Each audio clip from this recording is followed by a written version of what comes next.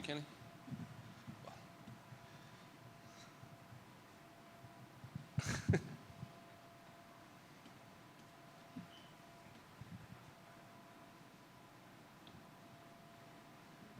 What's up, guys? What's up, man? Oh, Rob, I would ask this to Raul when he was in here. I felt like, this fight was announced a long time ago, and then it was, fell through, and then booked and rebooked and everything. So, how does it feel to finally be a few days away from getting past this Raul Rosas chapter, if you like? Man, yeah, it's been a while. His name got brought up when I was supposed to fight Dominic Cruz. Cruz got injured. They threw his name out there.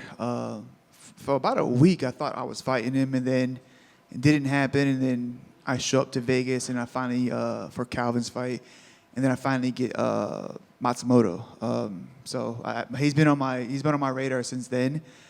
And then obviously we got the fight booked, it was kind of weird how the fight happened. I was out at one of Calvin's fights, and it was in Tennessee. Then I ended up going to Texas just to check out the training at Kingsway, and I was supposed to be there for 2 weeks. Then we got the call to fight Raul in San Antonio, which is about an hour away from Austin. It was about 4 weeks out. I was like, do I drive back up to, or fly back up to Boston and drive to Montreal? Do I just stay down here? Finally made a decision to stay down there and train, and then the opponent switched. Then from there I was like, this is a mistake. I was like, but I went through with it. We wanted to keep the fight going, wanted to fight, and but looking back, it's like maybe sometimes it's better to say no. But it is what it is. I lost that fight. Martinez looked good. He looked good last week as well, so it doesn't hurt as bad. And then obviously we rebooked this fight, so I'm excited, man. It's been a while. Is it the name value that he brings? Because outside of the champion top 5, he has to be one of the more popular fighters on the roster. 100%. He has that buzz going on. I said not too long ago, I haven't fought anybody with this much buzz. I fought, obviously champs and legends like Aldo, but it didn't feel like this, and this feels pretty big.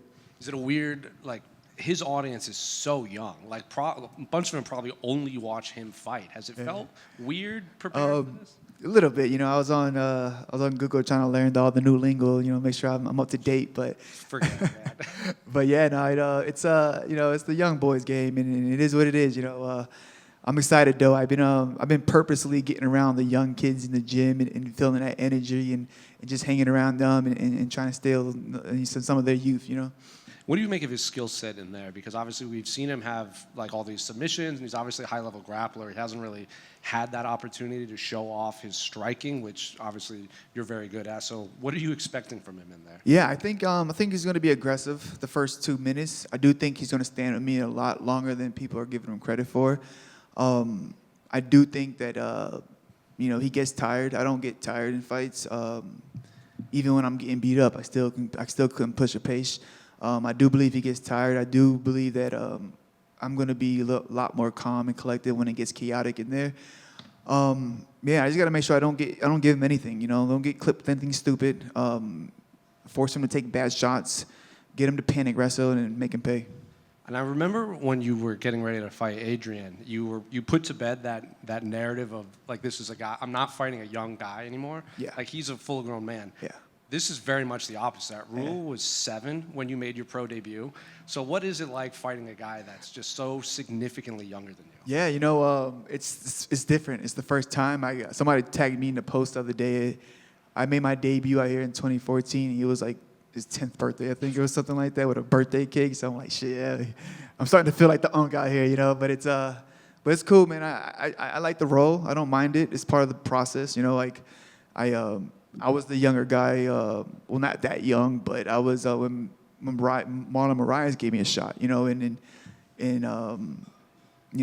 took advantage of it, and then right after that, I got the big fight with Cody Garbrandt. So that's just the process, just the way the the business goes, and yeah, it is what it is. And I was looking at your resume, and you're like in the top 5 for a lot of bantamweight records, like second most knockouts, third most finishes, third most fights, third most significant strikes. Like, Let's go. do you feel like a veteran in there now, or do you still feel like, in your prime and you could be fighting for the With belts? this fight, I feel like the veteran.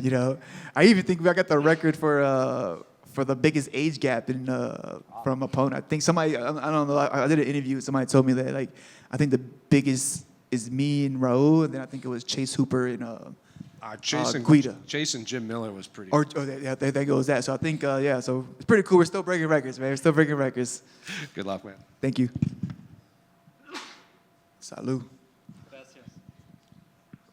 Rob, What up, brother? how was this camp? Because obviously there's a lot of Latinos in your team, and then they seem like they throw you all the Mexicans like last week. And Yeah. so how was this camp like training? How was the energy to fight? And guys, like they're gonna bring the fight. They're gonna show it in your face and try. Yeah, no, this camp was great. I spent 5.5 weeks in Montreal. There's nothing to do in the wintertime, so it was just training, sleep, and back to training. They rolled the red carpet out for me out there in TriStar. They want to see me do well. They want to, say obviously get my hand raised, and obviously, my brother Calvin's always out there making sure I'm taken care of. Rob Rivas is always stepping up, and yeah, it's been a great camp. Thanks. Appreciate you, brother. Perfect. Thank you, guys.